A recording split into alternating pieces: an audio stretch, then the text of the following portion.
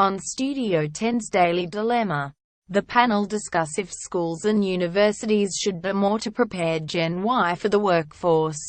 Courtesy Studio One. These workers believe complete dedication means little to no downtime. According to a report by Project Time Off, the work martyr's cautionary tale, how the millennial experience will define America's vacation culture. It found 29% of the more than 5,600 U.S. employees polled who work more than 35 hours a week fit into the category. The New York Post reports. But among millennials, that figure soars to 43%, perhaps running counter to an aging stereotype of young men and women who are lazy, inefficient or misguided on the job. What we've found is it's the exact counter to the popular cultural narrative that millennials are spoiled, entitled people, said Katie Denis, senior director of the Washington-based organization. They actually feel like they have to prove their worth, and their worth is proven through long hours. Graduating into a rough economy combined with an always connected work environment has created the perfect storm for work martyrdom, particularly among the younger crowd. Ms. Denis said, "It's a really tough blend." She told the Post, "The workplace is no longer a physical space.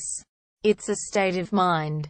The work martyr. The report defined the work martyr as someone who believes it's difficult to take a vacation because no else can do their work while they're gone, who shows complete dedication to the company, who avoids being seen as replaceable, and who simply feels guilty for taking time off.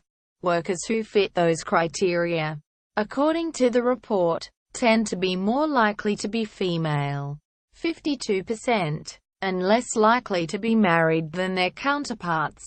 And among millennials, nearly half, 48%, believe it's a good thing to be seen as a work martyr by their boss, significantly higher than the average among all age groups of 39%.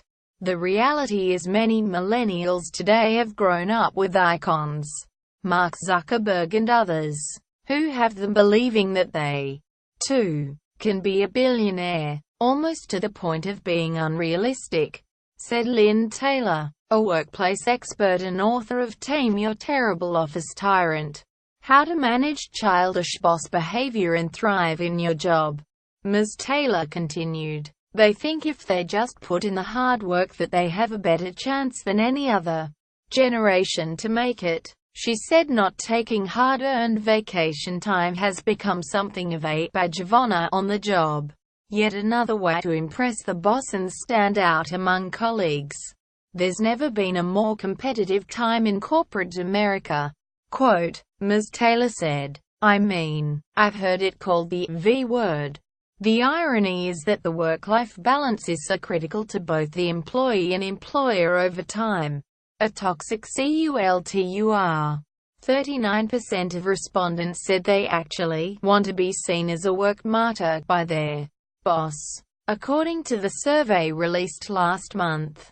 But that flips entirely at home, where 86% of people said it's a bad thing to be seen as such by their family.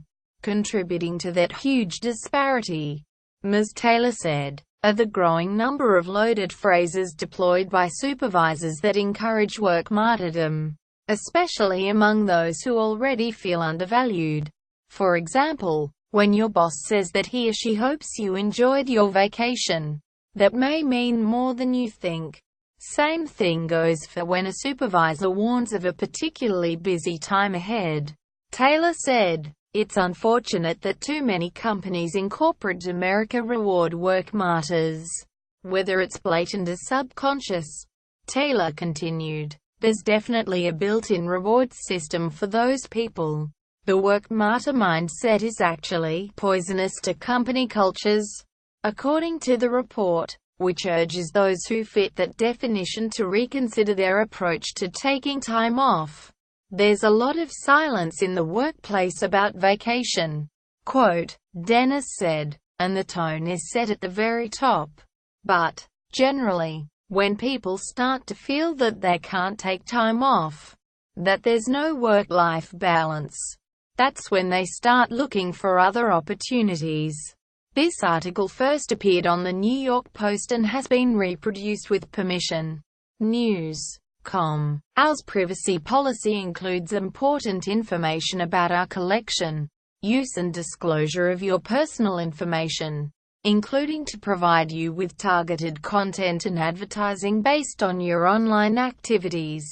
It explains that if you do not provide us with information we have requested from you, we may not be able to provide you with the goods and services you require. It also explains how you can access or seek correction of your personal information, how you can complain about a breach of the Australian privacy principles, and how we will deal with a complaint of that nature.